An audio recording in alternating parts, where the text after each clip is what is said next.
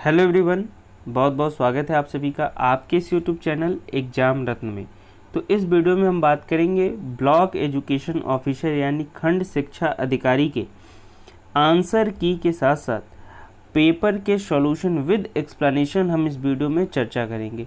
तो आज का वीडियो बहुत इंपॉर्टेंट होने वाला है, तो वीडियो को ज़रूर लास्ट तक देखिएगा और उसके बाद देखने के बाद आप कमेंट करके ज़रूर बताएं कि आपके मार्क्स कितने बन रहे हैं, कितने क्वेश्चन आपके सही हैं, कितने क्वेश्चन गलत हैं।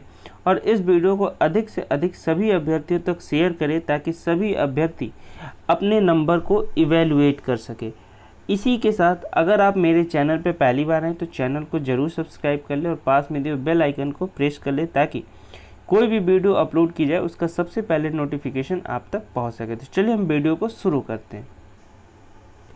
देखिए, पहला क्वेश्चन है कि फ़ारेनहाइट पैमाने पर तापमान 200 डिग्री फ़ारेनहाइट है, इसका मान सेल्सियस पैमाने पर क्या होगा।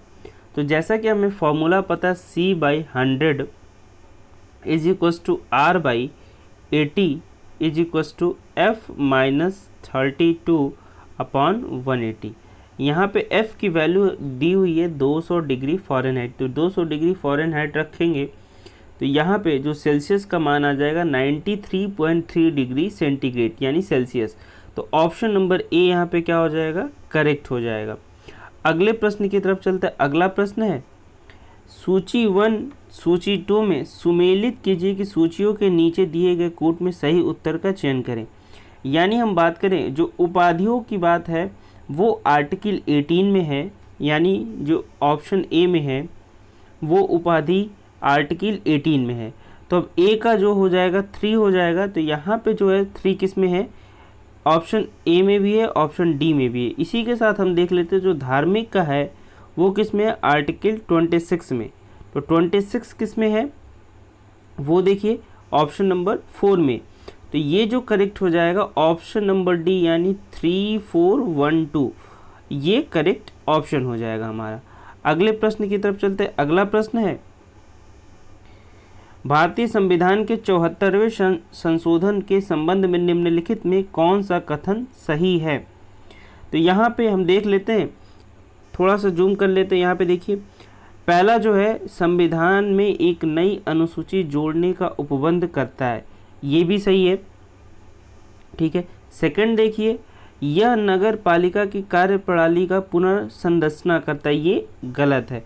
तीसरा देखिए नगर पालिका में महिलाओं के लिए आरक्षण का उपबंध करता है, ये 100% सही है। चौथे की बात करें तो यह केवल कुछ निर्दिष्ट राज्यों के ही प्रयोज्य में है, यानी यहाँ पे कौन कौन सा सही है, पहला, तीसरा और चौथा। तो ये ऑप्शन नंबर कौन सा हो जाएगा, ऑप्शन नंबर सी यहाँ पे करेक्ट हो जाएगा। अगले प्रश्न की तरफ चलते हैं। अगला प्रश्न है भारत में निम्नलिखित में से शिशुओं और अवयस्कों के साथ आर्थिक और सामाजिक योजनाओं के लिए विधि निर्माण की शक्तियाँ प्रदत्त हैं। यानी जो आर्थिक निर्माण और सामाजिक योजनाओं के लिए जो विधि निर्माण की शक्तियाँ किसमें प्रदत्त हैं, केंद्र एवं राज्य दोनों सरकारों में, ठीक है। तो ऑप्शन नंबर सी यहाँ पे क्या हो जाएगा, करेक्ट हो जाएगा।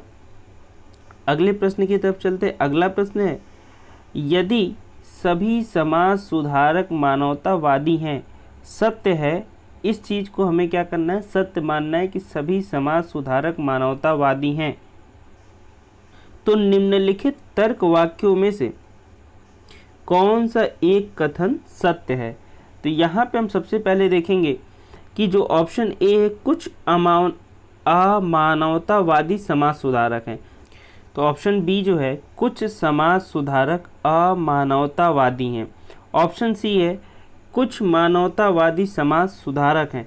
तो यहाँ पे जो हो जाएगा ऑप्शन नंबर सी कुछ मानवतावादी क्या है, वो समाज सुधारक है। लेकिन इसमें भी थोड़ा सा डाउट है, हम जब नेक्स्ट वीडियो बनाएंगे तो उसमें ये चीज़ें हम क्लियर कर देंगे कि वास्तव में इसका आंसर क्या होने वाला। अभी जो आंसर सामने निकल के आ रहा है वो ऑप्शन नंबर सी यानी कुछ मानवतावादी समाज सुधारक हैं। इस पे डाउट है, आप स्टार लगा लीजिए इस क्वेश्चन में। अगले प्रश्न की तरफ चलते। अगला प्रश्न है सूची 1 और सूची 2 में हमें सुमेलित करना है कि कौन सा सही उत्तर है। तो आप देखिए कि अंतर्राष्ट्रीय विधि के प्रति, ठीक है, आदर बढ़ाना। तो सबसे पहले हम बात करें अंतर्राष्ट्रीय विधि के प्रति जो आदर बढ़ाता है वो के अनुच्छेद 50 में है। तो सबसे पहले ए का हम तीसरा देखें तो ए का तीसरा सिर्फ और सिर्फ लास्ट ऑप्शन यानी डी में है, यानी ये ऑप्शन सही हो जाएगा। हमें आगे देखने की जरूरत नहीं है, लेकिन हम आगे मिला लेंगे। सबसे पहले हम देख लेंगे कि जो ए का 3 किस में है, ए का 3 चौथे ऑप्शन में है। अगले प्रश्न, अब क्वेश्चन नंबर जो 7 है उसमें देखिए 4, 10, क्वेश्चन मार्क, फिर 82, 244 है। तो इसमें इस क्वेश्चन में क्या किया गया, 4 का मल्टीप्लाई 3 में किया गया है, 4 3 जा 12, यानी 4 3 12, 12 में से 2 गया, कितना हो गया, 10 हो गया। इसी तरीके से हम 82 की बात करें तो 82 में हम 3 का मल्टीप्लाई करेंगे तो कितना हो जाएगा, 246, और 2 घटा देंगे तो कितना हो जाएगा, 244 हो जाएगा। इसी तरीके से हम बात करें तो ये जो 10 है इसमें हम 10 में 3 का मल्टीप्लाई कर देंगे, 3 का, और 2 घटा देंगे तो क्या आ जाएगा, ऑप्शन नंबर सी यानी 28 हो जाएगा। यहाँ पे जो करेक्ट ऑप्शन हो जाएगा वो क्या हो जाएगा, ऑप्शन नंबर सी 28। अगले प्रश्न की तरफ चलते हैं। जो अगला प्रश्न है, ए बी का भाई है, बी सी का भाई है, सी डी का पति और ए का पिता है। तो यहाँ पे डी और ई के बीच का जो संबंध है वो क्या हो जाएगा, डी और ई के बीच का संबंध हो जाएगा वो बहू का हो जाएगा, यानी ऑप्शन नंबर यहाँ पे बी करेक्ट हो जाएगा। नेक्स्ट क्वेश्चन की तरफ चलते हैं। नेक्स्ट क्वेश्चन है, यदि निश्चित कोड में, आप देखिए निश्चित कोड में दिसंबर को ऐसे लिखा गया ERMBCEDE लिखा गया है, तो निम्नलिखित माह में किसे ERMBEVENO के रूप में लिखा जाएगा। तो यहाँ पे जो हो जाएगा ऑप्शन नंबर डी। कैसे, क्योंकि हम यहाँ पे देख सकते हैं कि दिसंबर को अपोजिट करके लिखा गया है। इसी तरीके से ऑप्शन नंबर डी में है नवंबर को अपोजिट करके क्वेश्चन पूछा है। तो यहाँ पे जो करेक्ट ऑप्शन हो जाएगा वो हो जाएगा ऑप्शन नंबर डी। अगले प्रश्न की तरफ चलते हैं। अगला प्रश्न है, निम्नलिखित श्रेणी में x का मान क्या होगा। यहाँ पे आप देख सकते हैं कि एक सीरीज दिया हुआ है 1, 1, 2, 3, 5, 8, x, 21। तो इसमें क्या किया गया है, 1 को 1 से ऐड किया गया, 2 को 1 से ऐड किया गया, 3 को 2 से ऐड किया गया, 5 को 3 से ऐड किया गया, 8 को 5 से ऐड किया गया, कितना हो जाएगा, 13। तो यहाँ पे जो हो जाएगा option number B correct option हो जाएगा, यानी 13 हमारा क्या हो जाएगा, करेक्ट ऑप्शन हो जाएगा। अगले प्रश्न की तरफ चलते हैं। अगला प्रश्न है, ये इंपॉर्टेंट क्वेश्चन था। देखिए, रायसीना डायलॉग जो 14 से 16 जनवरी 2020 को संपन्न हुआ का मुख्य विषय निम्नलिखित में से कौन सा था। यानी इसका जो एग्जैक्ट आंसर है रायसीना का वो क्या है, नेविगेटिंग द अल्फा सेंचुरी, यानी ऑप्शन नंबर सी यहाँ पे क्या हो जाएगा, करेक्ट हो जाएगा। अगले प्रश्न की तरफ चलते हैं। अगला प्रश्न है कि विश्व रैपिड शतरंज प्रतियोगिता जीतने वाली प्रथम भारतीय महिला कौन थी। तो इसमें जो प्रथम भारतीय महिला थी वो कोनेरा हैम्पी, यानी ऑप्शन नंबर ए यहाँ पे क्या हो जाएगा, करेक्ट ऑप्शन हो जाएगा। अगले प्रश्न की तरफ चलते हैं। अगला प्रश्न है, नीति आयोग द्वारा हाल ही में जारी सतत विकास लक्ष्य SDG इंडिया सूचकांक 2019 के अनुसार कौन सा राज्य प्रथम स्थान पर है। तो प्रथम स्थान पे कौन सा है, केरल है। तो ऑप्शन नंबर डी क्या हो जाएगा, करेक्ट हो जाएगा। अगले प्रश्न की तरफ चलते हैं। अगला प्रश्न है, निम्नलिखित में से किस देश में जनवरी 2020 में भारतीय नौसेना ने ऑपरेशन वनीला प्रारंभ किया था। तो ऑपरेशन वनीला कहाँ प्रारंभ किया गया था, मेडागास्कर में, यानी ऑप्शन नंबर सी क्या हो जाएगा, करेक्ट ऑप्शन हो जाएगा। नेक्स्ट क्वेश्चन की तरफ चलते हैं। नेक्स्ट क्वेश्चन है कि निम्नलिखित देशों में से किस देश ने दिसंबर 2019 में G20 देशों की अध्यक्षता जापान से प्राप्त की थी। यानी जो सऊदी अरब देश था वो दिसंबर 2019 में G20 देशों की अध्यक्षता कहाँ से ली थी, जापान से ली थी। इसलिए ऑप्शन नंबर सी क्या हो जाएगा, यहाँ पे करेक्ट ऑप्शन हो जाएगा। अगले प्रश्न की तरफ चलते। अगला प्रश्न है, सूची 1 और सूची 2 को हमें मेल करना है और करेक्ट ऑप्शन चूज करना है। तो इसमें हम देख लेते हैं। सबसे पहले यहाँ जो चमरा का है वो जलीय ऊर्जा, ग्वाल पहाड़ी का कहाँ पे है, ग्वाल पहाड़ी का है सौर ऊर्जा। तो ये सबसे पहले ए का तीसरे में, तो आप यहाँ पे देखिए ए तीसरे में कौन सा है, ऑप्शन नंबर डी में, और दूसरा का जो चौथा है वो किस में है, वो भी ऑप्शन नंबर डी में है। तो यानी जो इसकी हम बात करें क्वेश्चन नंबर 16 का जो करेक्ट ऑप्शन हो जाएगा वो क्या हो जाएगा, ऑप्शन नंबर डी यहाँ पे करेक्ट हो जाएगा। अगले प्रश्न की तरफ चलते हैं। अगला प्रश्न है, इस क्वेश्चन को हम देखते हैं बहुत ध्यान से, क्योंकि इस टाइप के क्वेश्चन जो आते हैं वो सिविल के एग्जाम से यानी आईएएस वगैरह के एग्जाम से पूछे जाते हैं। तो इस क्वेश्चन को हमें बहुत ध्यान से पढ़ना होता है, क्योंकि ऐसे क्वेश्चन में अगर थोड़ी सी भी हम सावधानी से नहीं पढ़ेंगे तो वो क्वेश्चन गलत होने की प्रोबेबिलिटी यानी संभावनाएं बहुत ज़्यादा होती हैं। क्वेश्चन को हम बहुत ध्यान से देखते हैं। नीचे दो कथन दिए गए, एक कथन ए और दूसरे का कारण आर कहा गया है। कथन ए क्या है,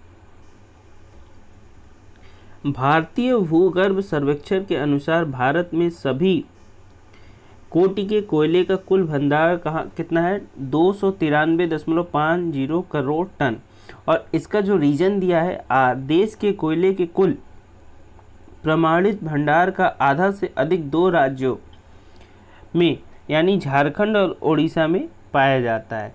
तो यहाँ पे जो हो जाएगा ए और आर दोनों सही हैं, लेकिन आर जो है यानी जो इसका रीजन दिया हुआ है ए का सही व्याख्या नहीं करता है, यानी ऑप्शन नंबर क्या हो जाएगा, बी यहाँ पे करेक्ट हो जाएगा। अगले प्रश्न की तरफ चलते हैं। अगला प्रश्न है, भारत के निम्नलिखित राज्यों में कौन सा जनसंख्या की दृष्टि से द्वितीय एवं क्षेत्रफल की दृष्टि से तृतीय स्थान 2011 जनगणना पर है। यानी 2011 की जो जनगणना हुई थी उस दृष्टि के हिसाब से द्वितीय स्थान पर जनसंख्या की दृष्टि से और क्षेत्रफल की दृष्टि से तृतीय स्थान पे कौन सा राज्य है। तो यहाँ पे कौन सा ऑप्शन हो जाएगा करेक्ट, ऑप्शन नंबर डी यहाँ पे करेक्ट हो जाएगा, यानी महाराष्ट्र। अगले प्रश्न की तरफ चलते हैं। अगला प्रश्न है, सूची 1 और सूची 2 को हमें सुमेलित करना है। यहाँ पे देखिए सबसे पहले 19 का जो जरवा है, जरवा कहाँ की ये जरवा जनजाति कहाँ की अवस्थिति है, अंडमान और निकोबार की। तो सबसे पहले हम देखेंगे कि जो ए का चौथा है तो वो चौथा किस ऑप्शन में दिया है। तो सबसे पहले हम देखिए कि ऑप्शन नंबर बी में यहाँ पे चौथा दिया, आगे मिलाने की जरूरत नहीं। तो 19 का क्या हो जाएगा, बी हमारा करेक्ट आंसर हो जाएगा। अगले प्रश्न की तरफ चलते हैं। अगला प्रश्न है, सूची 1 और सूची 2 को फिर सुमेलित करना है और यहाँ पे ये भी देखना है कि जैव आरक्षित क्षेत्र को भारत के राज्य से सुमेलित करना है। तो सबसे पहले जो नोक रेख है वो कहाँ का है, वो मेघालय का है। इसी तरीके से हम बात करें जो मानस है वो कहाँ का है, असम का है।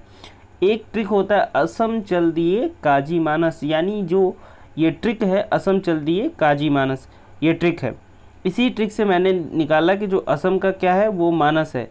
तो यहाँ पे जो ऑप्शन नंबर सी करेक्ट हो जाएगा, क्योंकि यहाँ पे हम देख सकते हैं कि ए का क्या है 3 और बी का 1। तो 3 और 1 किस में, ऑप्शन नंबर सी में यहाँ पे है, यानी 3 1 4 2, 20 का सी करेक्ट ऑप्शन हो जाएगा। अगले प्रश्न की तरफ चलते हैं। अगला प्रश्न है, तो जो 21 क्वेश्चन है इसमें जो दिया हुआ है कि पहला जो है 2011 की जनगणना के अनुसार देश की कुल नगरीय जनसंख्या का 60% से अधिक प्रथम श्रेणी के नगरों में निवास करती है। ये क्या है, सही है गलत है ये हम देखेंगे। अभी हम इसका ये पढ़ लेते हैं जो सेकंड दिया हुआ है कि 2011 में देश में 10 लाख से अधिक जनसंख्या वाले 53,000 संकुल थे। तो ये जो हो जाएगा वो पहला गलत हो जाएगा और दूसरा सही हो जाएगा, यानी सिर्फ और सिर्फ इसमें केवल 2 सही है, यानी ऑप्शन नंबर बी यहाँ पे क्या हो जाएगा, करेक्ट हो जाएगा। तो ये गलत हो गया, ये सही हो गया, तो ऑप्शन नंबर बी यहाँ पे करेक्ट हो जाएगा। अगले प्रश्न की तरफ चलते। अगला प्रश्न है, 2011 की जनगणना के अनुसार भारत के निम्नलिखित राज्यों में किस में प्रति 100 बालिकाओं में 0 से 6 वर्ष की संख्या पर बालकों की संख्या सर्वाधिक है। तो ऑप्शन नंबर सी यहाँ पे क्या हो जाएगा, करेक्ट हो जाएगा, यानी 100 बालिकाओं पर जो बालकों की संख्या क्या है वो कम है, यानी बालिकाओं की संख्या ज़्यादा है। तो ये ऑप्शन नंबर सी यहाँ पे क्या हो जाएगा, करेक्ट हो जाएगा। क्वेश्चन नंबर 23 यानी 23 है, लिखा है कि शरीर के सतह से स्वेदन यानी पसीना जो बहना जल की हानि निर्भर करती है। ये किस पे निर्भर करती है, केवल वातावरण के ताप पे यानी एटमॉस्फेयर का जो टेम्परेचर उस पे, या वातावरण के मॉइस्चराइजर पे यानी नमी पे, यानी दोनों पे निर्भर करती है, वातावरण के ताप और नमी दोनों पे। यानी ऑप्शन नंबर सी यहाँ पे करेक्ट हो जाएगा, ए और बी दोनों। अगले प्रश्न की तरफ चलते। अगला प्रश्न है, निम्नलिखित में से कौन सा तत्व पौधों में सूक्ष्म पोषक नहीं है। सूक्ष्म पोषक, सबसे पहले हम बात करें जो मैग्नीशियम की, हम जब पौधों में कमी हो जाती है तो पौधा क्या होता है, धीरे धीरे वो डिस्ट्रॉय होने लगता है। ये सेल के चैप्टर में मैंने एक बार बताया था, ठीक है। तो उसी तरीके से जब ये सूक्ष्म पोषक नहीं है, लेकिन ये मैग्नीशियम की हम बात करें तो ये मेन इम्पॉर्टेंट इसका पोषक होता है पौधों का। तो यहाँ जो करेक्ट ऑप्शन हो जाएगा वो क्या हो जाएगा, ऑप्शन नंबर डी यानी मैग्नीशियम, ठीक है। अगले प्रश्न की तरफ चलते। अगला प्रश्न है, हीमोग्लोबिन के संबंध में निम्नलिखित में से कौन सा कथन सही नहीं है, ठीक है। तो हीमोग्लोबिन ये ब्लड में पाया जाता है, ये लाल रंग का होता है, ये करेक्ट है। इसी तरीके से बी जो है यह फेफड़ों में, ये भी सही है, ये भी, यह फेफड़ों में कोशिकाओं तक ऑक्सीजन का वाहक होता है, ये भी सही है।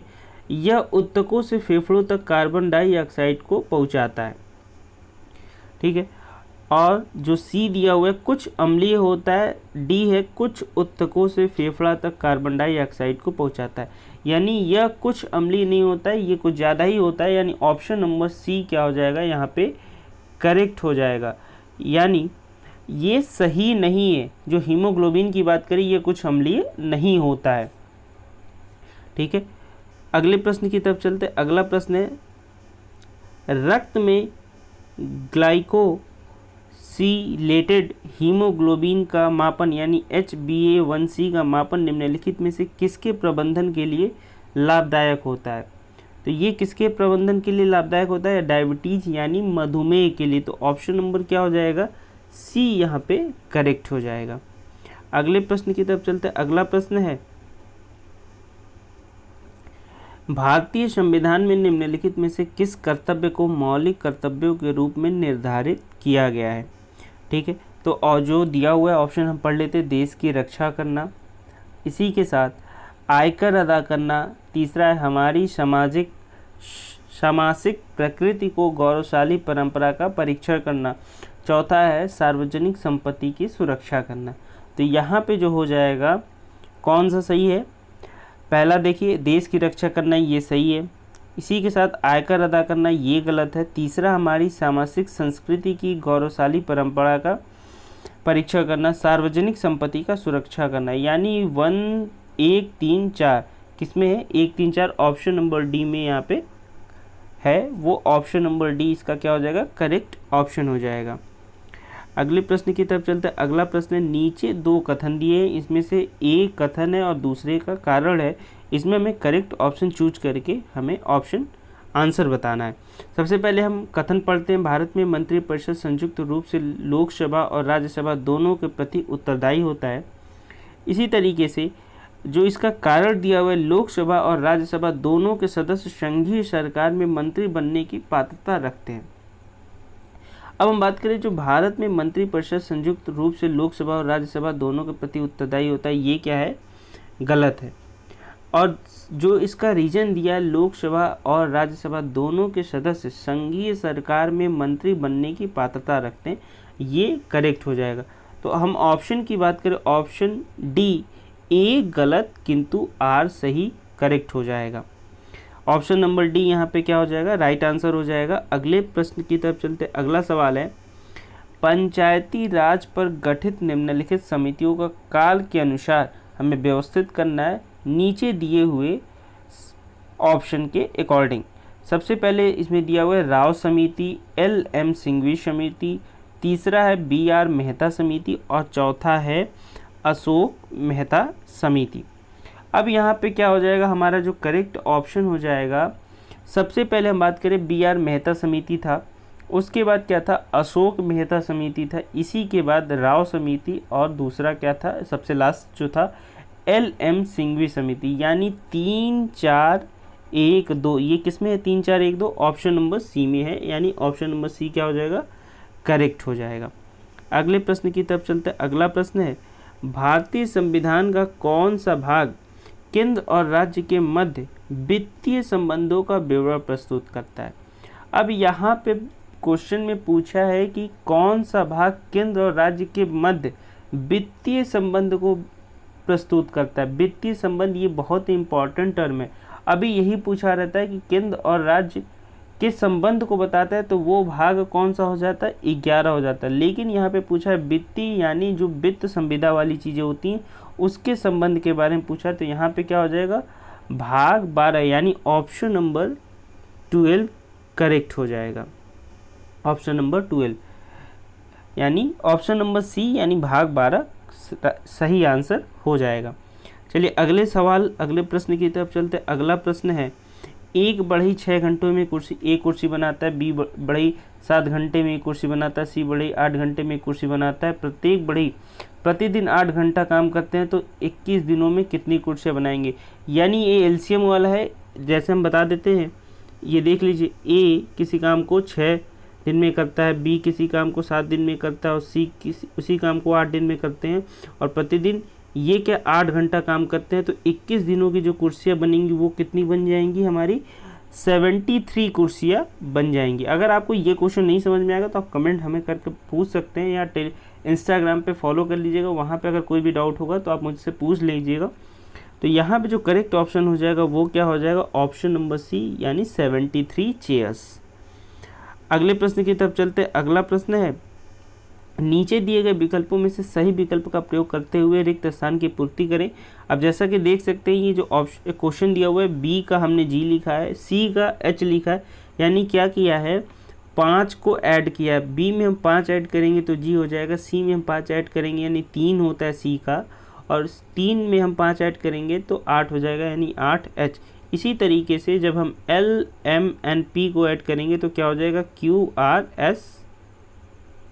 आर एस यू, यानी ऑप्शन नंबर सी यहाँ पे क्या हो जाएगा, करेक्ट ऑप्शन हो जाएगा।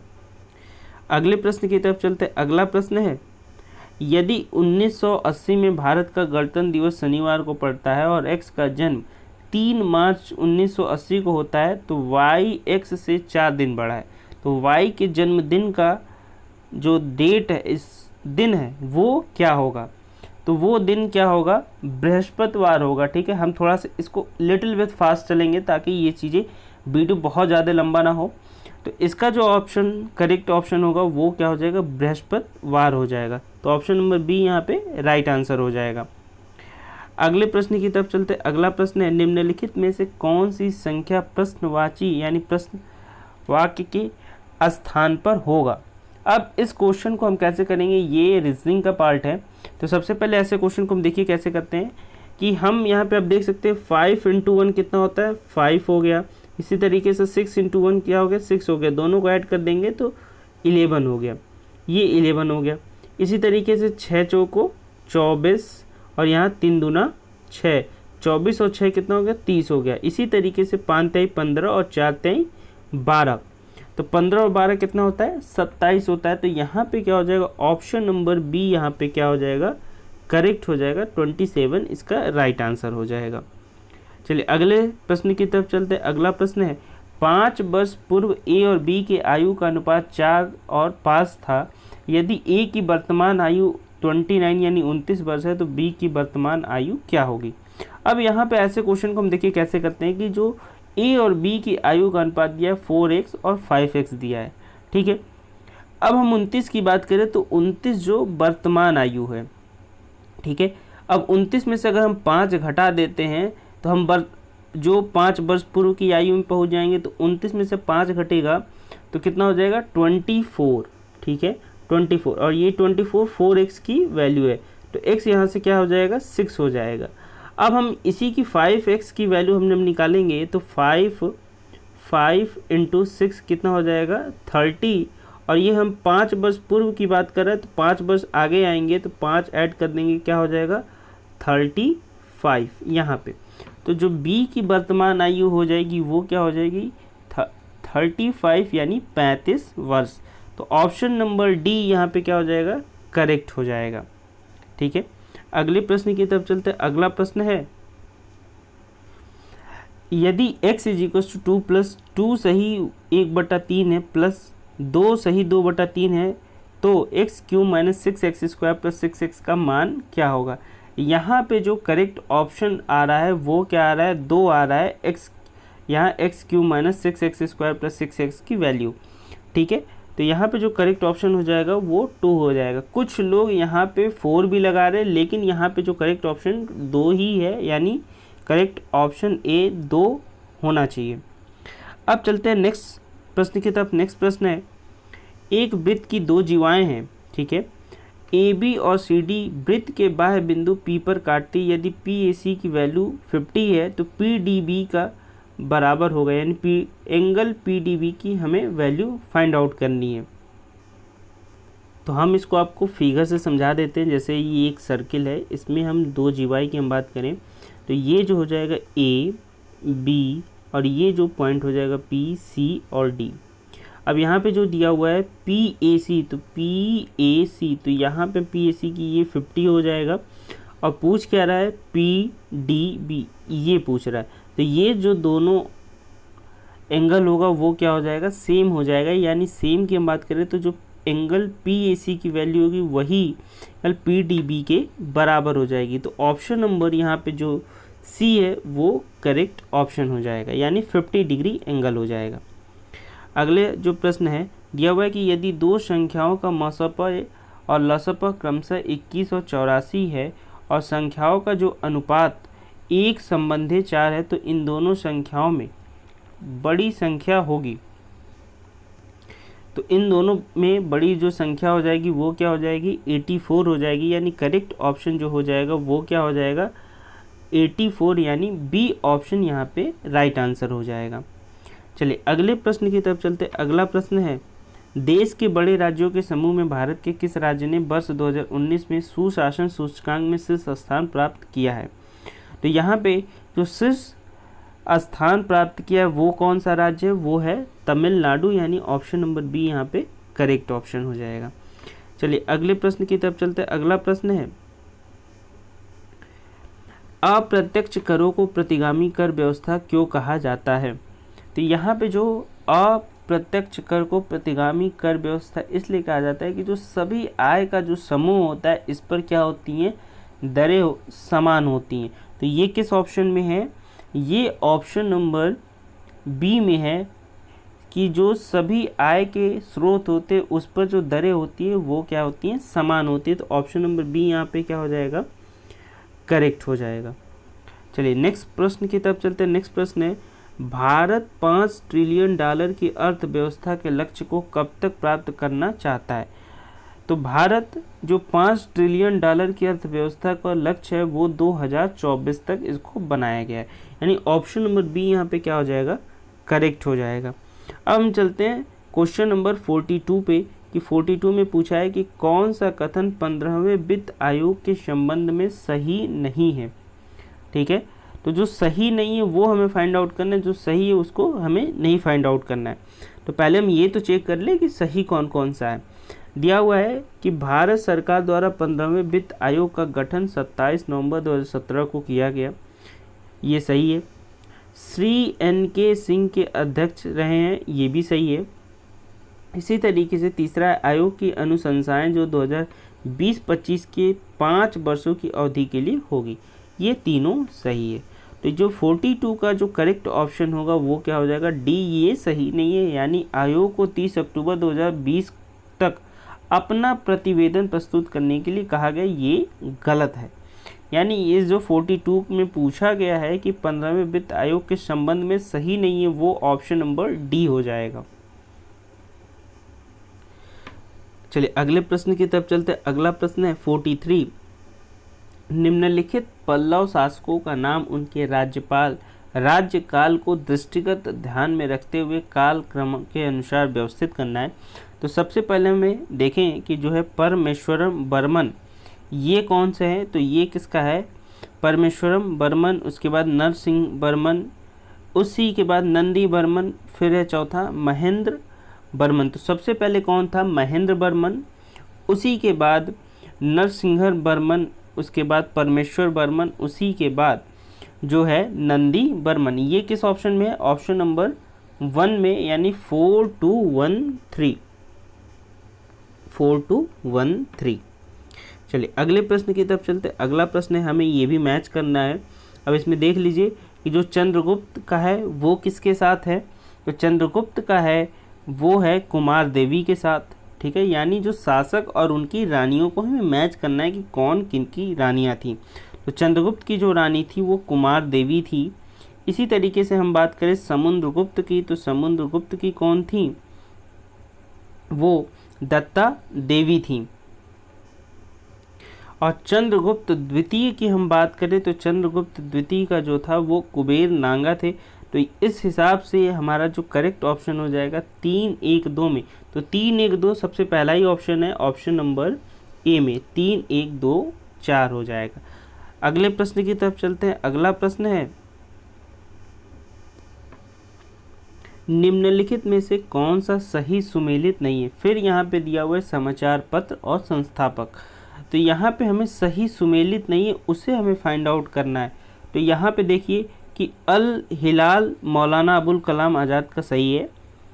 इसी तरीके से न्यू इंडिया का एनी बेसेंट सही है। तहजीब उल अल्लाह का मोहम्मद अली जिन्ना नहीं है, ये गलत है। और संवाद कौमुदी का राजा राम मोहन राय, ये करेक्ट है। यानी जो इसमें सही सुमेलित नहीं है वो हो जाएगा ऑप्शन नंबर सी, यानी तहजीब उल अखलाक मोहम्मद अली जिन्ना का नहीं है। चलिए अगले प्रश्न की तरफ चलते हैं। अगला प्रश्न है, ये भी सूची 1 और सूची 2 को हमें सुमेलित करके हमें करेक्ट ऑप्शन फाइंड आउट करना है। तो इसमें जो करेक्ट ऑप्शन क्या है कि ताजुल मासिर, ये किसका है? ताजुल मासिर हसन निजामी का। इसी तरीके से खजाइन उल फतू, ये किसका है? अमीर खुसरो का। तो पहले का दूसरा किस में है और बी का तीसरा। तो ये सिर्फ और सिर्फ ऑप्शन नंबर ए में है। तो ऑप्शन नंबर ए यहाँ पे क्या हो जाएगा? करेक्ट, यानी 2, 3, 4, 1, ठीक है। चलिए हम अगले प्रश्न की तरफ चलते हैं। अगला प्रश्न है, इसमें भी मैच हमें करना है कि कौन सा सूची 1 में और कौन सा सूची 2 में करेक्ट मैच है। तो सबसे पहले हम देखें कि जो एंड्रयूज फ्रेजर हैं, एंड्रयूज फ्रेजर कौन है? वो पुलिस आयोग है, एंड्रयूज फ्रेजर। सेकंड की हम बात करें एंटनी मैकडोनल, वो क्या है? एंटनी मैकडोनल अकाल आयोग था। इसी तरीके से हम बात करें कोलिन स्कॉट मानफ्रिक की, वो क्या है? सिंचाई आयोग। तो सबसे पहले ये देखेंगे 3, 1, 2 किस में है? तो 3, 1, 2 सिर्फ और सिर्फ ऑप्शन नंबर ए में है, ठीक है। तो चौथा अपने आप करेक्ट हो जाएगा। तो चौथा का हम बात करें वो थॉमस रॉबर्टसन का रेलवे आयोग ही है। तो ऑप्शन नंबर ए 3, 1, 2, 4 यहाँ पे सही उत्तर हो जाएगा। चलिए अगले प्रश्न की तरफ चलते हैं। अगला प्रश्न है, नीचे 2 कथन दिए गए, इसमें एक कथन है और दूसरा उसका रीजन दिया यानी कारण दिया है। इसमें हमें सही कूट को बताना है कि कौन सा सही कूट है। तो देखिए, आर्य समाज आंदोलन ने हिंदुओं में आत्मविश्वास को आत्मनिर्भरता प्रदान किया। इसी तरीके से जो इसका कारण दिया, आर्य समाज आंदोलन ने श्वेत जाति की श्रेष्ठता में विश्वास की जड़ों को कमज़ोर किया है, ठीक है। तो यहाँ पे ए और आर यानी जो कथन और रीजन है दोनों करेक्ट है, लेकिन आर जो इसका एक्सप्लेनेशन जो है वो सही व्याख्या करता है, इसलिए ऑप्शन नंबर ए यहाँ पे क्या हो जाएगा? करेक्ट ऑप्शन हो जाएगा, ठीक है। हम अगले प्रश्न की तरफ चलते हैं। अगला प्रश्न है, लाला लाजपत राय के संदर्भ में निम्नलिखित में से कौन सा कथन सही है? अब इसमें कथन सही पूछा है कि लाला लाजपत राय के संदर्भ में कौन सा कथन सही है।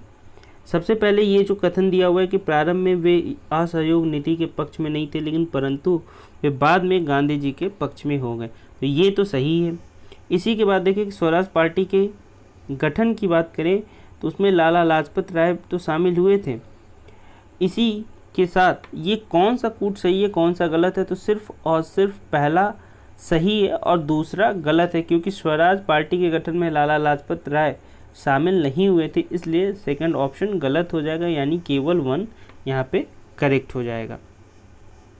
अगले प्रश्न की तरफ चलते हैं। अगला प्रश्न है, विलय के सिद्धांत के तहत निम्नलिखित राज्यों के विलय पर विचार कीजिए और उन्हें काल के क्रम के अनुसार व्यवस्थित कीजिए। तो सबसे पहले हम काल की बात करें तो वो कौन सा है, सतारा है, इसी के बाद बघाट है और उसके बाद उदयपुर और फिर क्या है, झांसी। यानी किसमें 1 3 4 2, ये सिर्फ और सिर्फ ऑप्शन नंबर सी में है, यानी करेक्ट ऑप्शन जो है उसका 1 3 4 2 ऑप्शन नंबर सी यहाँ पे सही उत्तर हो जाएगा।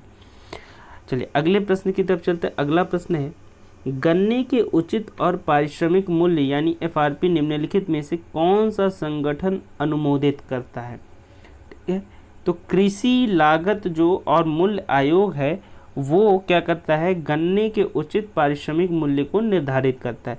तो यहाँ पे जो कृषि लागत और मूल्य आयोग है वो ऑप्शन नंबर कौन सा है, ऑप्शन नंबर बी यहाँ पे क्या हो जाएगा, करेक्ट हो जाएगा।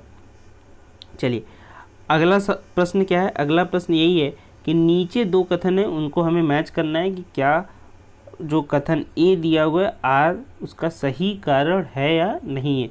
तो कथन है कि सूरजमुखी का तेल एक अच्छी गुणवत्ता का खाद्य तेल है, ठीक है। इसका जो कारण दिया है आर, इसमें असंतृप्त वसा अम्लों की अधिक मात्रा पाई जाती है, ठीक है। ये दोनों करेक्ट है और इसी के साथ जो सूरजमुखी का तेल अच्छी गुणवत्ता का खाद्य तेल है और इसी खाद्य तेल में असंतृप्त वसा अम्लों की अधिक मात्रा पाई जाती है, ये भी सही है। यानी यहाँ पे जो हो जाएगा ऑप्शन नंबर ए दोनों सत्य है और आर ए की सही भी व्याख्या कर रहा है, यानी ऑप्शन नंबर ए यहाँ पे क्या हो जाएगा, सही उत्तर हो जाएगा। चलिए अगले प्रश्न की तरफ चलते हैं। अगला प्रश्न, भारतीय रिजर्व बैंक द्वारा 5 दिसंबर 2019 को घोषित नीति रेपो दर तथा रिवर्स रेपो दर थे। अब ये 2019 की पूछा है, ये 2020 वाला नहीं है। तो 2019 में क्या था, 5.15 और 4.9% था, ठीक है। तो ऑप्शन नंबर क्या हो जाएगा, ऑप्शन नंबर सी यहाँ पे करेक्ट हो जाएगा, ठीक है। चलिए अगले प्रश्न की तरफ चलते हैं। अगला प्रश्न है, उपभोक्ता मूल्य सूचकांक के संबंध में निम्नलिखित कथनों पर विचार करिए और नीचे दिए हुए कूट का सही उत्तर चयन करिए। तो यहाँ पे जो पहला कूट दिया हुआ है कि यह वस्तु और सेवाओं के मूल्य पर परिवर्तन की गणना करता है, ठीक है। इसी तरीके से यहाँ पे सेकंड जो कथन है, इसकी गणना आर्थिक सलाहकार का कार्यकाल ओईए औद्योगिक नीति व प्रोन्नति विभाग द्वारा किया जाता है। तो ये क्या हो जाएगा, यहाँ पे गलत हो जाएगा। पहला तो सही था। थर्ड की बात करें, भारतीय रिजर्व बैंक मौद्रिक नीति बनाते समय इसका प्रयोग मुद्रास्फीति माप हेतु किया जाता है। तो ऑप्शन नंबर सिर्फ और सिर्फ यहाँ पे क्या हो जाएगा, डी हो जाएगा, यानी केवल 1 सही है, ठीक है। तो करेक्ट ऑप्शन नंबर डी केवल 1 यहाँ पे सही हो जाएगा। चलिए अगले प्रश्न की तरफ चलते हैं। अगला प्रश्न है, सॉफ्टवेयर व बिजनेस प्रोसेस आउटसोर्सिंग उद्योगों का सबसे बड़ा केंद्र उत्तर प्रदेश में निम्नलिखित शहरों में से किसमें स्थित है? तो उत्तर प्रदेश में सबसे बड़ा जो उद्योग है, केंद्र है किस चीज़ का, आउटसोर्सिंग यानी बीपीओ का, जो बिजनेस प्रोसेस आउटसोर्सिंग, ये बीपीओ का फुल फॉर्म है, उसका जो सबसे बड़ा केंद्र है वो कहाँ पे, नोएडा में है। नोएडा ये पूरा 62 से यानी गाजियाबाद के पहली जो मेन रोड है वहाँ से शुरू होते हुए तक ग्रेटर नोएडा तक ये पहुँच जाता है, यानी जो ऑप्शन नंबर डी क्या हो जाएगा, करेक्ट ऑप्शन हो जाएगा। चलिए अगले प्रश्न की तरफ चलते हैं। अगला प्रश्न है, उत्तर प्रदेश के निम्नलिखित क्षेत्रों में से किसमें अन्न प्रथा उस क्षेत्र में कृषि सांख्यिकी के विकास के लिए एक अभिप्राय है, कृषि एवं वानिकी के विकास का अभिशाप है। ये पूछा है क्वेश्चन में कि कृषि व एवं वानिकी के विकास का अभिशाप है। तो हम जानते हैं कि बुंदेलखंड में क्या है कि बहुत सारा सूखा बहुत टाइम तक पड़ा रहता है, यानी पानी बहुत कम होती है, बरसात बहुत कम होता है। इसलिए जो उत्तर प्रदेश का जो बुंदेलखंड वाला क्षेत्र है वो क्या है, कृषि एवं वानिकी के विकास के लिए एक अभिशाप के तौर पे यानी साप के तौर पे इसे माना जाता है। तो ऑप्शन नंबर बी क्या हो जाएगा, करेक्ट ऑप्शन हो जाएगा, उत्तर प्रदेश का बुंदेलखंड क्षेत्र। अब हम बात करते हैं नेक्स्ट क्वेश्चन की तरफ। तो नेक्स्ट क्वेश्चन है हमारा, निम्नलिखित में से कौन सा सही सुमेलित नहीं है। ठीक है, तो कौन सा सही सुमेलित नहीं। कन्नौज इत्र के लिए फेमस है, बुलंदशहर चीनी मिट्टी के लिए फेमस है, चित्रकूट लकड़ी के खिलौने के लिए फेमस नहीं है, और प्रतापगढ़ अमरूद जेली आंवला इस सब के जितने भी जेली होते हैं उसके लिए फेमस है। यानी चित्रकूट लकड़ी के खिलौने के लिए फेमस नहीं, इसलिए ऑप्शन नंबर सी यहाँ पे क्या हो जाएगा, करेक्ट ऑप्शन हो जाएगा। अब नेक्स्ट क्वेश्चन की तरफ चलते हैं। नेक्स्ट क्वेश्चन हमारा क्या है कि अंगरिया बैगा तथा भुइया अनुसूचित जनजाति उत्तर प्रदेश के निम्नलिखित जिले में किस में मुख्यतः निवास करती हैं। तो जो ये सब जाति हैं, अंगरिया बैगा भुइया अनुसूचित जनजाति, सबसे ज़्यादा सोनभद्र में निवास करती हैं। यहाँ क्वेश्चन में पूछा गया है कि मुख्यतः कहाँ पे निवास करती है, तो मुख्यतः सोनभद्र में निवास करती है, यानी ऑप्शन नंबर सी क्या हो जाएगा, करेक्ट ऑप्शन हो जाएगा। चलिए अगले प्रश्न की तरफ चलते हैं। अगला प्रश्न है, निम्नलिखित में से कौन सा फास्फेटिक जैव उर्वरक है। तो फास्फेटिक जैव उर्वरक कौन सा है, राइजोबियम नहीं है, ये गलत हो जाएगा, ये नहीं है। फिर नील हरित शैवाल ये भी नहीं है, एंजोला ये भी नहीं है, तो कौन सा हो जाएगा, वैस्कुलर आर्बुस्कुलस माइक्रोजा, यानी ऑप्शन नंबर डी यहाँ पे क्या हो जाएगा, करेक्ट हो जाएगा। 59 का जो फास्फेटिक जैव उर्वरक है वो वैस्कुलर आर्बुस्कुलर माइक्रोजा है। ठीक है, अगले प्रश्न की तरफ चलते हैं। अगला प्रश्न है, निम्नलिखित युग्मों में कौन सा सही सुमेलित नहीं है। फिर ऐसे क्वेश्चन में बहुत ध्यान से पढ़ना होता है क्योंकि लास्ट में नहीं ऐड कर देता है, इसकी वजह से हमारा ऑप्शन बिल्कुल चेंज हो जाता है। ठीक है, तो जो 60 नंबर क्वेश्चन की हम बात करें, 60 नंबर क्वेश्चन में राजन साजन मिश्र गायन शैली इनकी जो ध्रुपद टप्पा नहीं है। ठीक है, लेकिन ताज बेगम की हम बात करें तो ताज बेगम की धुमरी टप्पा है, बड़ी मैना की धुमरी टप्पा है, और अंबाजी चतुर्वेदी की भी क्या है, ध्रुपद है। लेकिन राजन साजन मिश्रा के ध्रुपद टप्पा नहीं, इसलिए कौन सा सही सुमेलित नहीं है, ये ऑप्शन नंबर ए यहाँ पे करेक्ट हो जाएगा। चलिए अगले प्रश्न की तरफ चलते हैं। अगला प्रश्न है, सूची 1 और सूची 2 को हमें सुमेलित करना है, फिर यहाँ पे देखना है कि कौन सा ऑप्शन सही है। तो यहाँ पे हम देख लेते हैं कि जो सूर्यकांत त्रिपाठी निराला है उनका उपनाम क्या है, निराला। इसी तरीके से रघुपति सहाय की हम बात करें, रघुपति सहाय को हम क्या कहते हैं, फिराक गोरखपुरी, यानी पहले में तीसरा होना चाहिए और दूसरे में चौथा होना चाहिए। तो सबसे पहले 3 और 4 किस में है, तो 3 और 4 हम देखते हैं, तो 3 और 4 ए में भी है और सी में भी है। तो हम ऑप्शन जो बैद्यनाथ मिश्र का उसको हम चेक कर लेते हैं, तो बैद्यनाथ मिश्र को हम क्या कहते हैं, नागार्जुन कहते हैं। तो यहाँ पे जो 2 हो जाएगा, तो किस में 2 है, ऑप्शन नंबर सी में 2 है, तो ये गलत हो जाएगा। ऑप्शन नंबर सी यहाँ पे क्या हो जाएगा, 3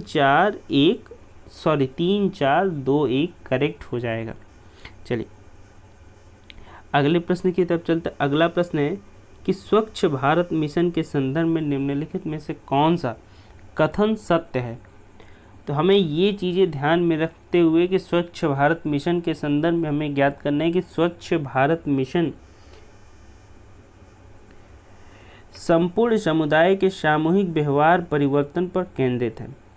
इसी का सेकंड जो कथन है, अधिकांश लोगों के लिए खुले में शौच करना, उनके नियमित प्रातःकाल भ्रमण, फसलों की देखभाल तथा सामाजिकता का हिस्सा है।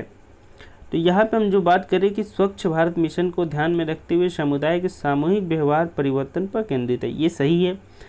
और जो सेकंड कथन दिया है कि अधिकांश लोगों को खुले में शौच करने, उनसे नियमित प्रातःकाल भ्रमण, फसलों की देखभाल करना, ये सामाजिकता का एक हिस्सा है, ये भी सही है। कि हम गांव देहात में देखेंगे ससुरा सुबह सुबह उठ के चले जाते हैं लोटा वोटा लेके, तो ये सारी चीज़ें उसी बहाने हम क्या करते हैं भाई, हरियाली दिखाते हैं, फसलों को दिखाते हैं, तो ये भी एक तौर से सामाजिकता के तौर पे ये भी सही है।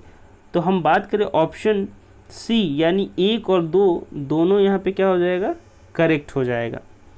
चलिए अगले प्रश्न की तरफ चलते हैं। अगला प्रश्न है, ग्रीन पीस इंडिया द्वारा जनवरी 2020 में जारी रिपोर्ट के अनुसार भारत के 287 नगरों में निम्नलिखित में से कौन सा सर्वाधिक प्रदूषित नगर है। ठीक है, ये ध्यान दीजिए कि बहुत इंपॉर्टेंट क्वेश्चन है कि भैया ग्रीन पीस इंडिया द्वारा जनवरी 2020 में एक रिपोर्ट जारी की गई थी जिसमें भारत के 287 नगर में सर्वाधिक प्रदूषित नगर कौन सा था? वो था झारखंड का झरिया, जहाँ से कोयले का उत्पादन बहुत ज़्यादा होता है। तो ऑप्शन नंबर बी यहाँ पे क्या हो जाएगा? ठीक है, ऑप्शन नंबर बी यहाँ पे करेक्ट ऑप्शन हो जाएगा। भैया अगर अच्छा लग रहा हो तो वीडियो को लाइक कर देना, और चैनल पे पहली बार है तो चैनल को सब्सक्राइब करके पास में दिए बेल आइकन को ज़रूर प्रेस कर लेना, ताकि जो भी हम वीडियो अपलोड करें उसका नोटिफिकेशन घंटा आपके पास पहुंच सके, घंटा बच सके। और अधिक से अधिक इस वीडियो को शेयर करिए ताकि सभी अभ्यर्थियों तक पहुंच सके। आप वीडियो शेयर वो करते हैं नहीं भैया। चलिए अगले प्रश्न की तरफ चलते। अगला प्रश्न है, बिस्टेक देशों के लिए जलवायु स्मार्ट खेती प्रणाली, ठीक है, विषय पर 11-13 दिसंबर 2019 को संपन्न हुई 3 दिवसीय अंतर्राष्ट्रीय संगोष्ठी के संबंध में निम्नलिखित में से कौन सा कथन सही है? अब ये थोड़ा एक बार और क्वेश्चन को ध्यान से पढ़ लेते हैं कि जलवायु स्मार्ट खेती प्रणाली विषय पर 11-13 दिसंबर 2019 को एक संपन्न हुई थी 3 दिवसीय अंतर्राष्ट्रीय संगोष्ठी। इस संबंध में कौन सा कथन सही है? तो जो पहला कथन दिया हुआ है वो देखिए कि वह काठमांडू नेपाल में आयोजित हुआ था, ये भी सही है। सेकंड क्या है कि इसका जो मुख्य उद्देश्य है पारिस्थितिक दृष्टिकोण से जलवायु परिवर्तन के साथ अधिक लचीलापन के लिए उष्ण कटिबंधीय छोटे जोत धारक कृषि प्रणाली में सुधार करने हेतु अनुभवों को साझा करना था, ये भी सही है। यानी ऑप्शन सी यानी 1 और 2 दोनों करेक्ट हो जाएगा। चलिए अगले प्रश्न की तरफ चलता है। अगला प्रश्न है, सूची 1 और 2 को हमें मिलान करना है नगरें और नदियों में, ठीक है। तो नगरें और नदियों में सबसे पहले हम देखें जो पेरिस की हम बात करें तो पेरिस कहाँ पे है? सीन में है, यानी पेरिस पे कौन सी नदी है? सीन नदी। इसी तरीके से हम बी जो है किसानसा, किसानसा कहाँ पे है? कांगो में, ठीक है। तो ये हो जाएगा। पहले हम ऑप्शन देख ले तो ए का चौथा और बी का तीसरा। तो चौथा और तीसरा किस में है? देखिए चौथा और तीसरा सिर्फ और सिर्फ ऑप्शन नंबर सी में है, यानी करेक्ट ऑप्शन जो हो जाएगा 4, 3, 2, 1 ऑप्शन नंबर सी यहाँ पे राइट आंसर हो जाएगा। चलिए अगले प्रश्न की तरफ चलते हैं। निम्नलिखित में से कौन सा जापान के 4 प्रमुख द्वीपों का उत्तर से दक्षिण तक सही क्रम प्रदर्शित करता है? ठीक है, तो इस बार जो क्वेश्चन में पूछा है 4 प्रमुख द्वीपों का उत्तर से दक्षिण के सही क्रम में पूछा है। इसके पहले पूछा गया था कि सबसे बड़े से छोटे क्रम में बताना, इस बार पूछा गया उत्तर से दक्षिण के क्रम में।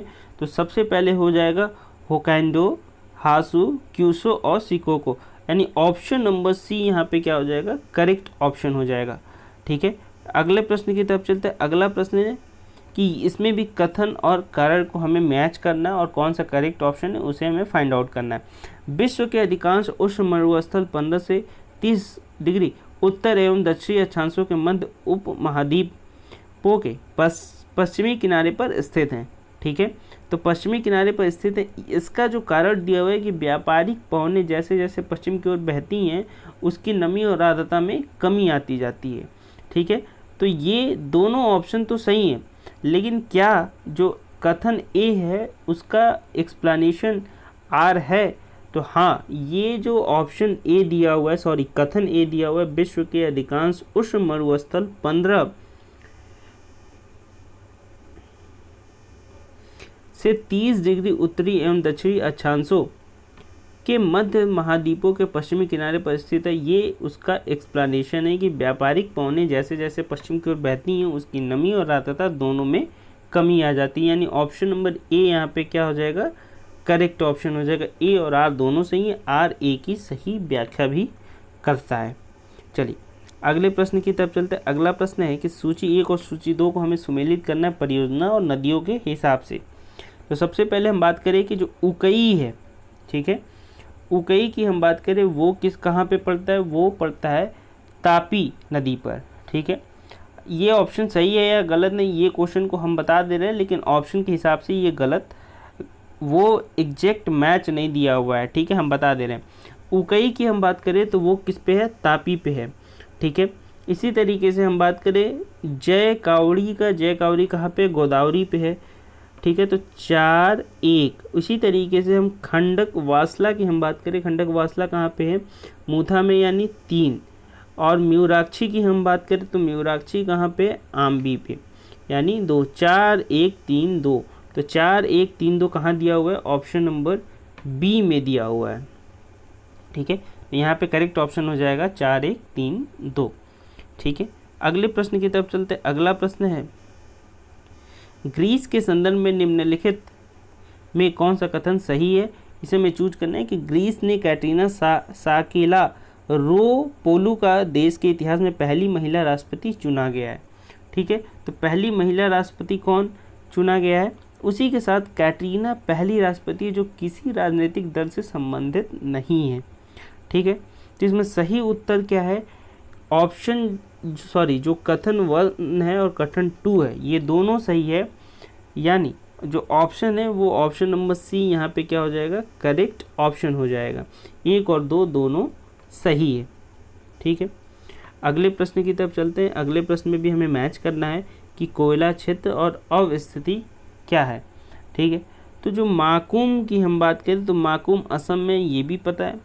इसी तरीके से नामचिक की हम बात करें अरुणाचल में है, गिरिडीह झारखंड में, और सोहागपुर वो मध्य प्रदेश में, यानी ऑप्शन नंबर ए 1 2 3 4 क्या हो जाएगा? करेक्ट हो जाएगा।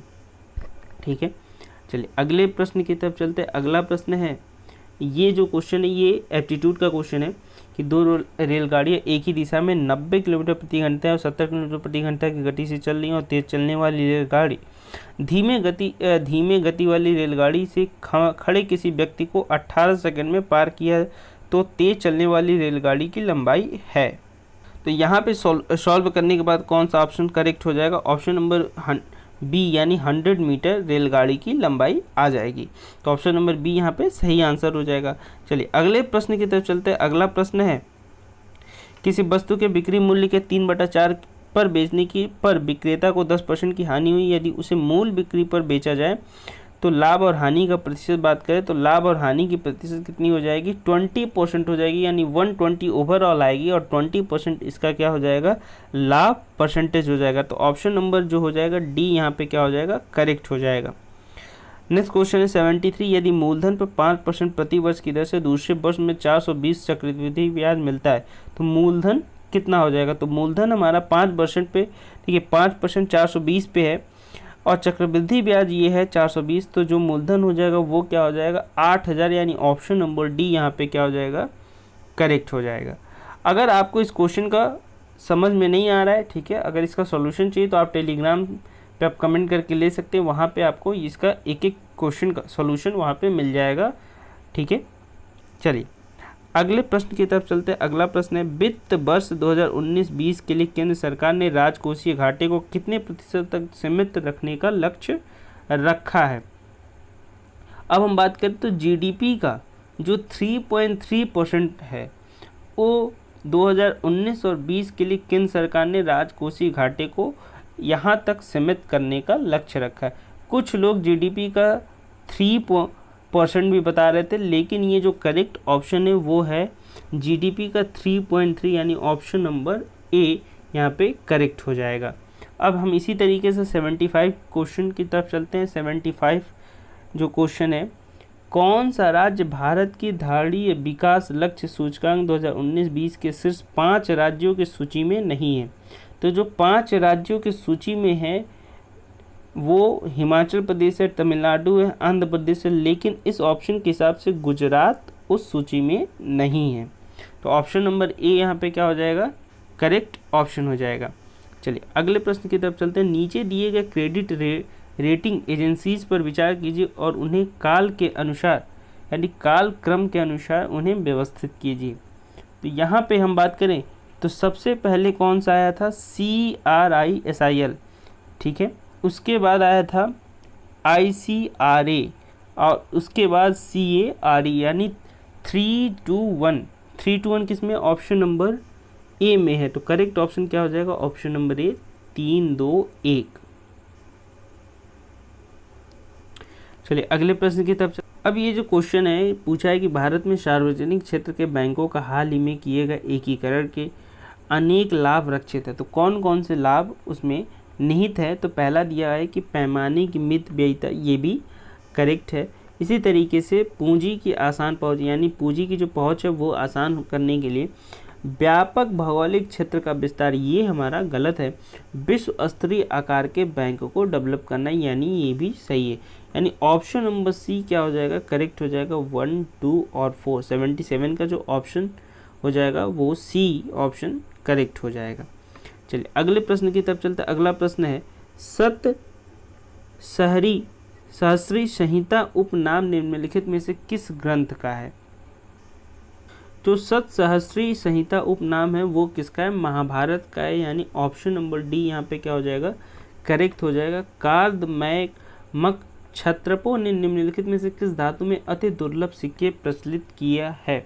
यानी हम 79 की बात करें तो 79 जो चारी यानी रजत, ठीक है, रजत धातु के यानी चांदी के धातु के अति दुर्लभ सिक्के को प्रचलित किया गया था।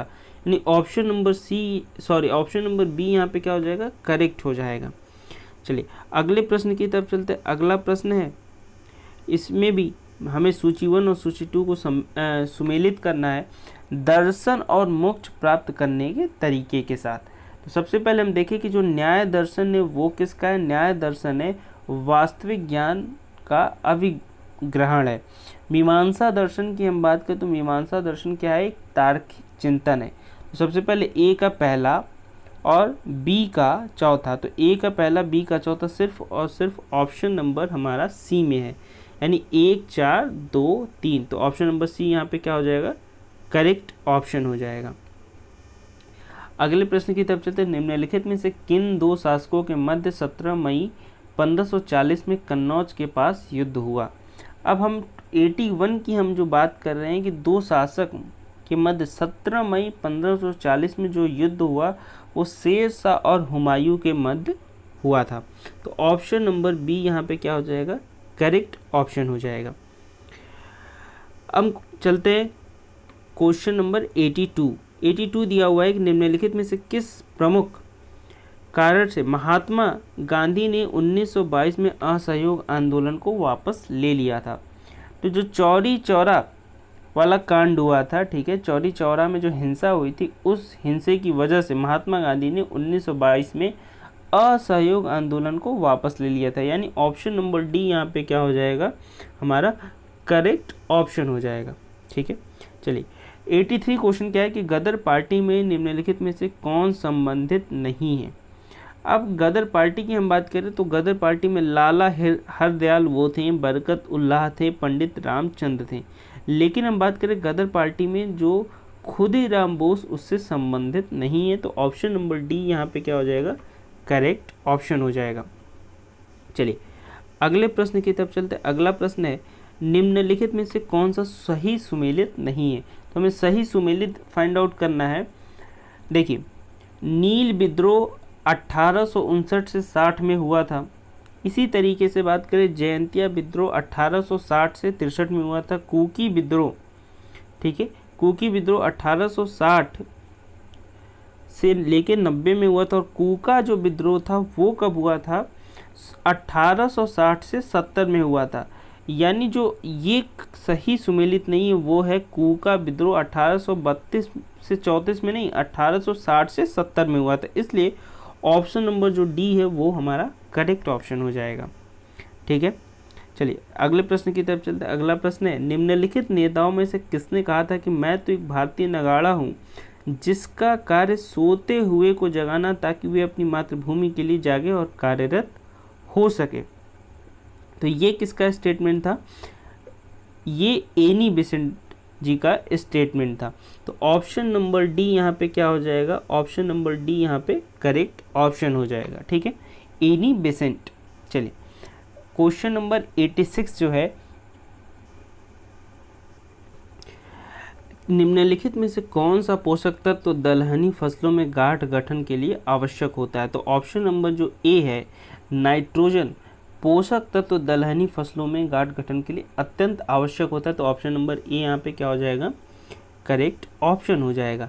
चलिए अगले प्रश्न की तरफ चलते हैं। 1 किलोग्राम नाइट्रोजन की आपूर्ति के लिए कितनी यूरिया की मात्रा की आवश्यकता होती है। तो हमें पता है कि 1 किलोग्राम में 46% नाइट्रोजन की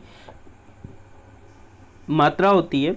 तो इस हिसाब से 1 किलोग्राम हमें कंप्लीट करने के लिए 2.2 किलोग्राम यूरिया की आवश्यकता होगी, यानी ऑप्शन नंबर बी यहाँ पे क्या हो जाएगा, करेक्ट हो जाएगा। चलिए अगले प्रश्न की तरफ चलते हैं। निम्नलिखित में कथन पर ऊसर मिट्टी के संबंध में है कि चूने का प्रयोग कर इसे सुधारा जा सकता है। ठीक है, अब ये किसकी बात कर रहा है कि चूने का प्रयोग करके इसे ऊसर मिट्टी को सुधारा जा सकता है। इस मिट्टी का जो पीएच मान है वो 7 से अधिक होता है। इस मिट्टी में धान की फसल उगाई जा सकती है। ठीक है, तो इसमें जो सबसे पहले हम बात करें कि ऊसर मिट्टी में चूने का प्रयोग करके इसे सुधारा जा सकता है, और जो पीएच की बात करें वो 7 से अधिक होता है, लेकिन धान की फसल इसमें नहीं उगाई जा सकती, इसलिए ये ऑप्शन नंबर 1 यानी 1 और 2 सही है, ये करेक्ट ऑप्शन हो जाएगा। चलिए अगले प्रश्न की तरफ चलते हैं। अगला प्रश्न है कि फॉर्च्यून इंडिया के 500 कंपनियों निगमों की सूची के अनुसार 2019 में सबसे बड़ी कंपनी या निगम थी। तो सबसे बड़ी निगम कंपनी कौन सी थी, वो क्या थी? पहला ऑप्शन देख लेते हैं कि इंडियन ऑयल कॉर्पोरेशन लिमिटेड, तेल एवं प्राकृतिक गैस आयोग, रिलायंस इंडस्ट्रीज लिमिटेड, और ऑप्शन जो D state bank of India. ये बहुत बच्चों ने गलत किया है, यहाँ पे होगा state bank of India. Most of the students क्या लगाए हैं, इंडियन ऑयल कॉर्पोरेशन, जो कि गलत है। यहाँ पे करेक्ट ऑप्शन हो जाएगा स्टेट बैंक ऑफ इंडिया। चलिए अगले प्रश्न की तरफ चलते हैं। अगला प्रश्न है उत्तर प्रदेश में पहला तैरता सौर ऊर्जा संयंत्र निम्नलिखित में से किस बांध पर बनाया गया है? तो जो सबसे पहले तैरता सौर ऊर्जा संयंत्र बनाया गया वो रिहंद बांध पे बनाया गया है। कहाँ पे बनाया गया? रिहंद बांध पे, इसलिए ऑप्शन नंबर जो डी है वो करेक्ट हो जाएगा। अगला प्रश्न है, अगला प्रश्न देखते हैं कि उत्तर प्रदेश के निम्नलिखित नगरों में किसमें भारतीय दलहन का अनुसंधान संस्थान स्थित है? तो जो दलहन की हम बात करें, किसकी हम दलहन की बात कर रहे हैं, वो अनुसंधान कहाँ पे है? कानपुर में स्थित है। तो ऑप्शन नंबर सी यहाँ पे क्या हो जाएगा? करेक्ट ऑप्शन हो जाएगा। चलिए अगले प्रश्न की तरफ चलते हैं। जो उत्तर प्रदेश के निम्नलिखित में कौन सा जिला संतरे की सर्वाधिक उत्पादक है? अब संतरे की सर्वाधिक उत्पादक की हम बात करें तो वो कौन सा जो जिला है उत्तर प्रदेश का, वो है सहारनपुर। सहारनपुर दो चीज़ों के लिए, संतरे के लिए और कागज़ के लिए बहुत फेमस है, यानी ऑप्शन नंबर सी यहाँ पे क्या हो जाएगा? करेक्ट हो जाएगा। चलिए अगले प्रश्न की तरफ चलते हैं। अगला प्रश्न है सूची 1 और सूची 2 को हमें यहाँ पे भी सुमेलित करना है, और ध्यान से देखिए कि इसमें कौन सा ऑप्शन सही हो सकता है। तो पहले हम बात करें वीवी गिरी राष्ट्रीय श्रम संस्थान कहाँ पे? वो है नोएडा में। इसी तरीके से भारतीय सब्जी अनुसंधान संस्थान वो कहाँ है? वाराणसी में। पंडित दीनदयाल उपाध्याय पशु चिकित्सा विश्वविद्यालय कहाँ है? मथुरा में। यानी पहले की हम बात करें तो ए का चौथा और बी का वाराणसी, बी का कहाँ है? वाराणसी, यानी 4-1। तो 4-1 सिर्फ और सिर्फ ऑप्शन नंबर सी में है, यानी करेक्ट ऑप्शन क्या हो जाएगा? Option number C. यहाँ पे 4-1-2-3 हमारा करेक्ट हो जाएगा। चलिए अगले प्रश्न की तरफ चलते हैं। अगला प्रश्न है उत्तर प्रदेश के बारे में निम्नलिखित कथन पर विचार करिए, यह देश का सर्वाधिक दुग्ध उत्पादक क्षेत्र है। ये सही है। इसी के साथ इस देश में अधिकतम आलू की खेती की जाती है, और तीसरा जो कथन है यह देश का प्रमुख गन्ना उत्पादक क्षेत्र है। ये भी सही, ये भी सही, और ये जो है देश में सर्वाधिक दुग्ध उत्पादक, ये भी सही है। लेकिन हम बात करें चौथे की, धान के उत्पादन में देश में इसका तीसरा स्थान है, ये गलत है। यानी जो ऑप्शन 1, 2 और 3 को करेक्ट बताता है वो है ऑप्शन नंबर बी, यहाँ पे सही हो जाएगा। चलिए अगले प्रश्न की तरफ चलते हैं। अगला प्रश्न है उत्तरी भारतीय शास्त्रीय संगीत का बाइबल ग्रंथ किससे संबंधित है? तो जो उत्तरी भारतीय शास्त्रीय संगीत का जो बाइबल ग्रंथ है वो किससे? नाट्य शास्त्र से संबंधित है, यानी ऑप्शन नंबर ए यहाँ पे क्या हो जाएगा? सॉरी, ऑप्शन नंबर ए नाट्य शास्त्र वो करेक्ट हो जाएगा। चलिए अगले प्रश्न की तरफ चलते हैं। अगला प्रश्न है कि निम्नलिखित दो कथनों में जिसमें एक कथन ए और दूसरे कथन आर कहा जाता है, इसमें हमें फाइंड आउट करना है कि कौन सा कथन सही है, क्या ए का कारण आर है या नहीं है। तो सबसे पहले हम पढ़ लेते हैं कि अस्पृश्यता संरचनात्मक हिंसा का सबसे खराब स्वरूप है। ठीक है, इसी तरीके अस्पृश्यता के चलन का आधार धार्मिक स्वीकृति है। क्या जो ए कथन दिया उसका आर व्याख्या सही है या गलत है? तो यहाँ पे जो मोस्ट ऑफ द क्वेश्चन की हम बात करें, कथन ए तो सही है, अस्पृश्यता संरचनात्मक हिंसा का सबसे खराब स्वरूप तो है, लेकिन जो इसका कारण आर है वो क्या है? गलत है। इसलिए ऑप्शन नंबर यहाँ पे सी क्या हो जाएगा? सही हो जाएगा। ए सत्य है परंतु आर गलत है। चलिए अगला प्रश्न है कि निम्नलिखित दो कथन में जिनमें एक कथन ए और इसी को हमें फाइंड आउट करना है कि कथन ए का आर व्याख्यात है या नहीं है। ठीक है, तो इसको हम थोड़ा सा छोटा कर लेते हैं ताकि सारे ऑप्शन एक में कवर हो जाए। देखिए, ग्रामीण जनसंख्या खुले में शौच करना अपने स्वास्थ्य के लिए खतरा नहीं मानती है। इसी का जो कारण दिया है कि पवित्रता अपवित्रता से जुड़े सामाजिक सांस्कृतिक मानदंडों ने लोगों को घर में शौचालय निर्माण से रोका है। ठीक है, उपरोक्त कथन पर विचार कीजिए और नीचे दिए गए कूट से सही उत्तर हमें स्पष्ट कीजिए। तो ये सारी चीज़ें हम बात करें, एक हम ध्यान में रखते हुए, आयोग को ध्यान में रखते हुए हम ये चीज़ कह सकते हैं कि जो ग्रामीण जनसंख्या खुले में शौच करने के जाते हैं तो अपने स्वास्थ्य के लिए खतरा नहीं मानते हैं। ये जो गांव वाले लोग होते हैं वो इस चीज़ को ज़्यादा मानते उनते नहीं है कि हाँ भाई हम खेत में लोटा लेके जाएंगे, शौच को जाएंगे, तो ये सारी चीज़ें खतरा नहीं मानते। लेकिन जो शहरों में वो तो भाई इसको पूछिए नहीं कि वो क्या मानते हैं।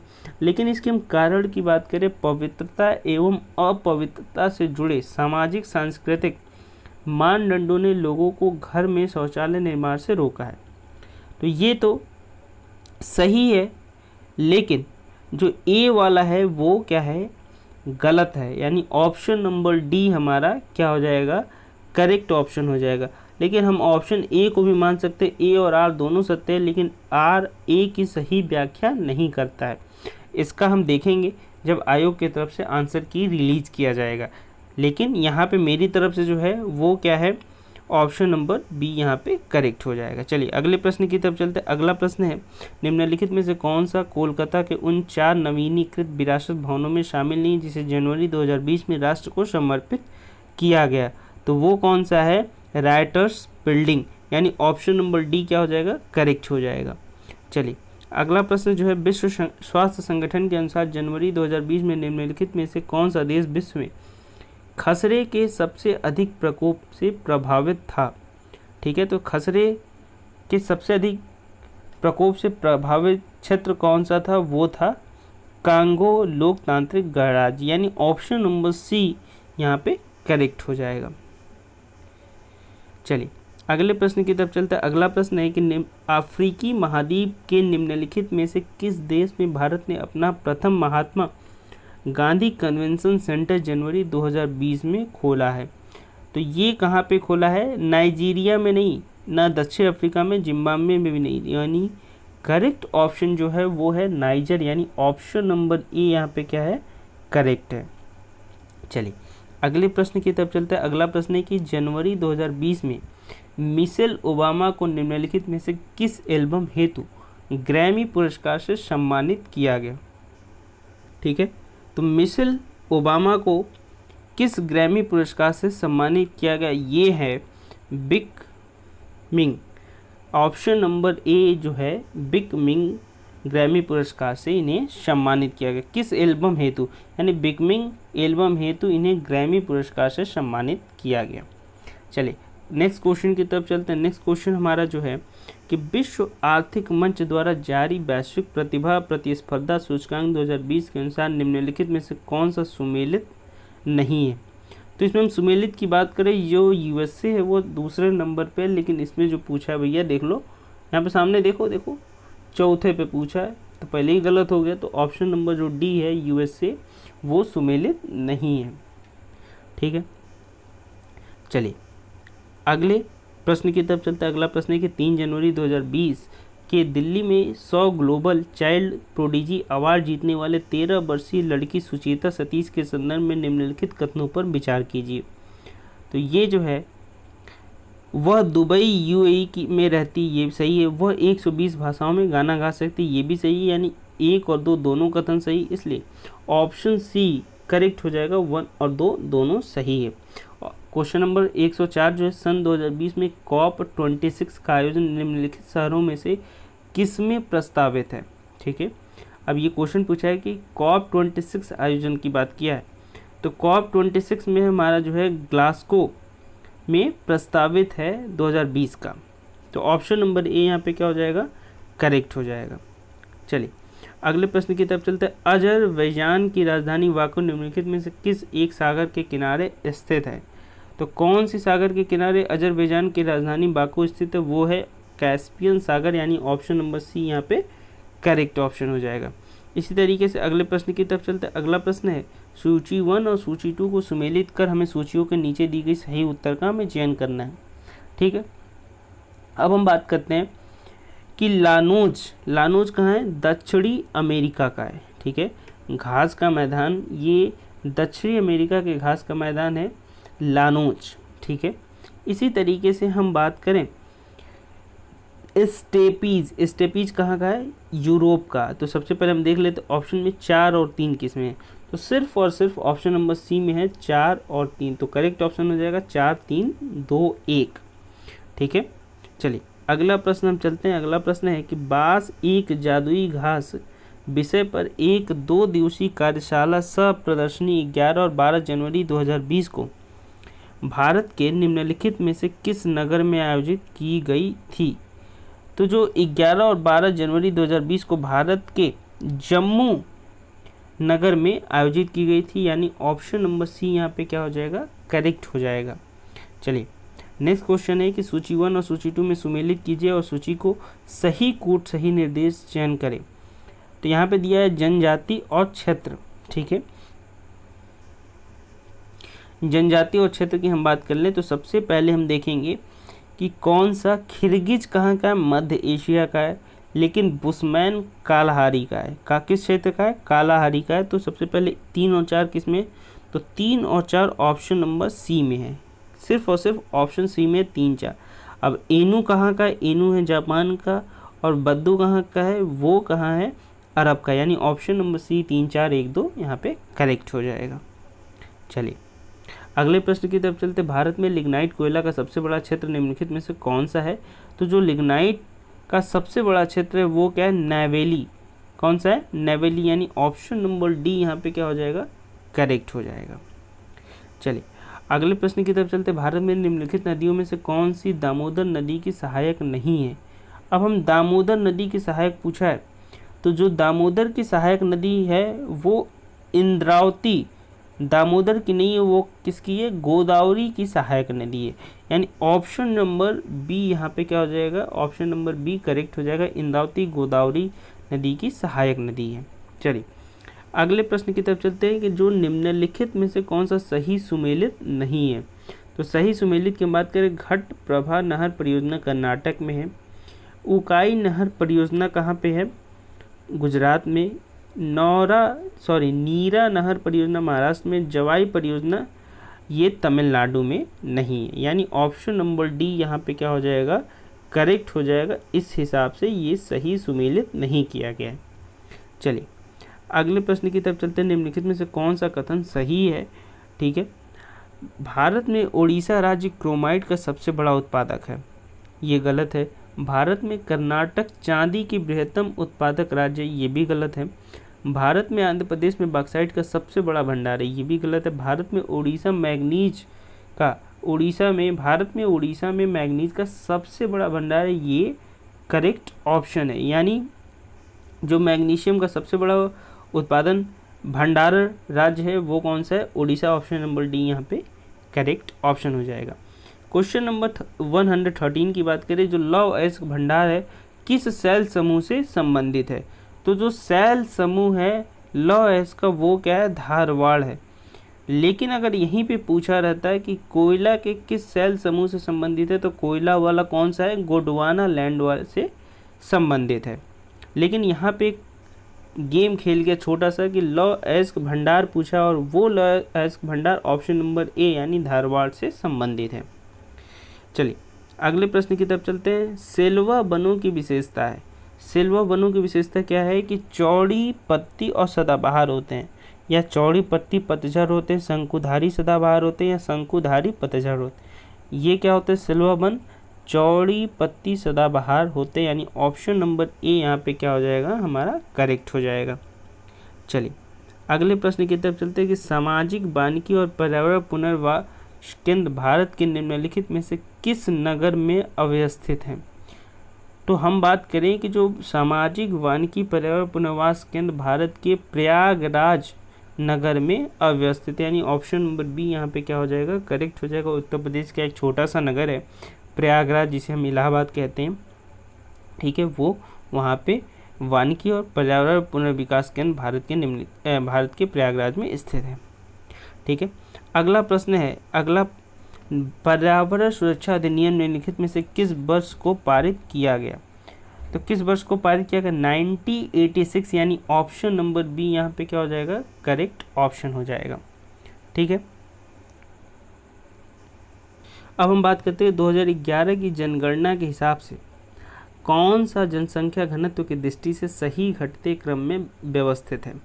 ठीक, तो सही घटते क्रम में व्यवस्थित है बिहार, पश्चिम बंगाल, केरल और उत्तर प्रदेश, यानी ऑप्शन नंबर जो डी है वो यहाँ पे क्या हो जाएगा, करेक्ट हो जाएगा, बिहार, पश्चिम बंगाल, केरल और उत्तर प्रदेश।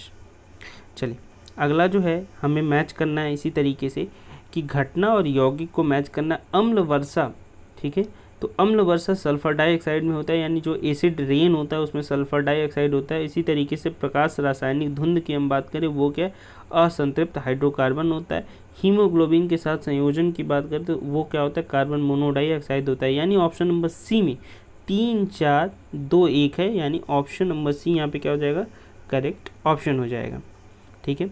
इसी तरीके से अगले प्रश्न की तरफ हम चलते हैं। माइकोराइजा एक सहजीवी संबंध है, तो जो माइकोराइजा एक सहजीवी संबंध किसका है वो देखिए, शैवाल और पौधों के मध्य नहीं, ठीक है, शैवाल और कवक के मध्य ये भी गलत है, कवक और पौधों के मध्य ये भी गलत है, ये तीनों गलत है, यानी नील हरित शैवाल और कवक के मध्य माइकोराइजा एक सहजीवी संबंध बनाता है।